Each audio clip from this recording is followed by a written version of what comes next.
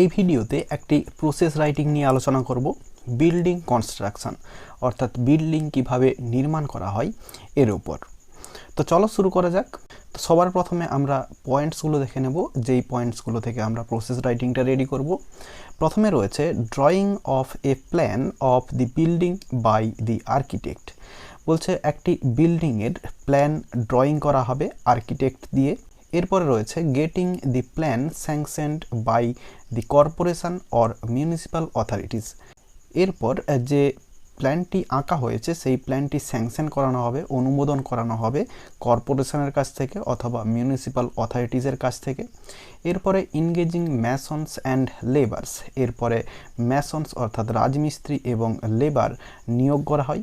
এরপরে রয়েছে starting construction with brick, cement and sand. বলছে স্টার্টিং কনস্ট্রাকশন নির্মাণ কাজ শুরু হয় উইথ ব্রিক, ইট দিয়ে, সিমেন্ট দিয়ে, অ্যান্ড স্যান্ড এবং বালি দিয়ে। এরপরে রয়েছে ফিটিং ডোরস অ্যান্ড উইন্ডোজ। এরপরে দরজা জানলাগুলি ফিটিং করা হয়, বসানো হয়। এরপরে রয়েছে প্লাস্টারিং ওয়ালস, দেওয়ালগুলি প্লাস্টার করা হয়। এরপরে ওয়ারিং করা হয় অর্থাৎ ইলেকট্রিক ওয়ারিংয়ের কথা বলা হচ্ছে।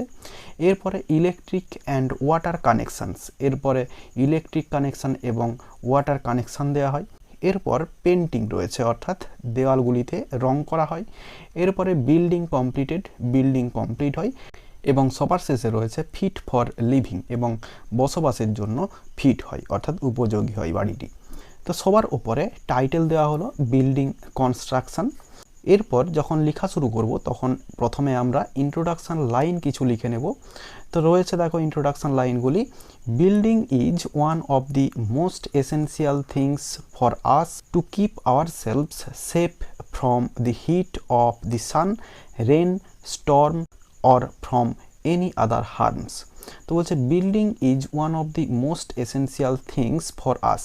বিল্ডিং আমাদের সব থেকে দরকারি জিনিসগুলোর মধ্যে একটি।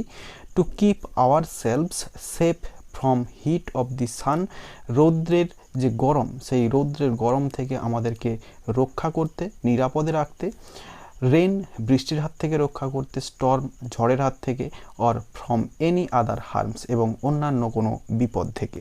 For the construction of building one has to follow the following steps. তো বলছে for the construction of building নির্মাণের জন্য ওয়ান হ্যাজ টু ফলো একজনকে অনুসরণ করতে হয় দি ফলোয়িং স্টেপস এই নিম্নলিখিত ধাপগুলি।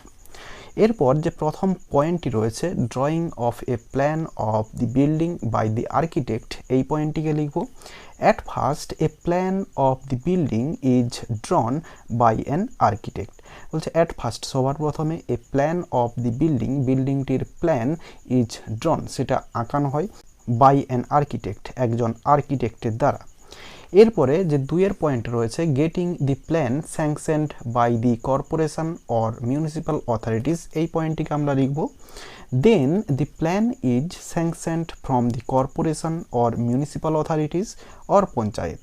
তো বলছে দেন এরপরে দি প্ল্যান ইজ স্যাংশনড, এই প্ল্যানটিকে অনুমোদন করানো হয় ফ্রম দি কর্পোরেশন নিগম থেকে অর্থাৎ পৌরসভা নিগম থেকে, অর মিউনিসিপ্যাল অথরিটিসের কাছ থেকে, অর পঞ্চায়েত অথবা পঞ্চায়েতের কাছ থেকে।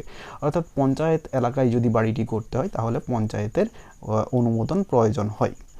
এরপরের পয়েন্ট যেটি রয়েছে ইনগেজিং ম্যাসনস অ্যান্ড লেবার্স, এই পয়েন্টটিকে লিখব। After that masons and labours are engaged. After that এরপরে ম্যাসনস অ্যান্ড লেবার্স রাজমিস্ত্রি এবং লেবারগুলিকে আর ইনগেজড নিয়োগ করা হয়। এরপরের পয়েন্ট রয়েছে starting construction with brick, cement and sand, এই পয়েন্টটিকে আমরা লিখব। Thereafter bricks, cement and sand are collected and the construction of the building is started. তো বলছে দেয়ার আফটার এরপরে ব্রিক্স, ইট, সিমেন্ট অ্যান্ড স্যান্ড এবং বালি আর কালেক্টেড সংগ্রহ করা হয়। And the construction of the building is started এবং এই বিল্ডিংয়ের যে নির্মাণ কাজ সেটা শুরু করা হয়। এরপরের পয়েন্ট যেটা রয়েছে ফিটিং ডোরস অ্যান্ড উইন্ডোজ, এই পয়েন্টটিকে আমরা লিখব। Next the doors and windows are fitted. Next এরপরে দি ডোরস দরজাগুলি, অ্যান্ড উইন্ডোজ এবং জানালাগুলি আর ফিটেড সেগুলি ফিট করা হয় বা বসানো হয়। এরপরের পয়েন্ট রয়েছে প্লাস্টারিং ওয়ালস, এই পয়েন্টটিকে লিখব। Then the Waals of the building আর প্লাস্টার্ড, বলছে দেন এরপরে the Waals of the building, বিল্ডিংয়ের যে দেওয়ালগুলো আর প্লাস্টার করা হয়। এরপরের পয়েন্ট রয়েছে ওয়ারিং, এই পয়েন্টটিকে আমরা লিখব after that electric wiring is done, বলছে আফটার দ্যাট এরপরে ইলেকট্রিক ওয়ারিংটি ইজ ডান করা হয়।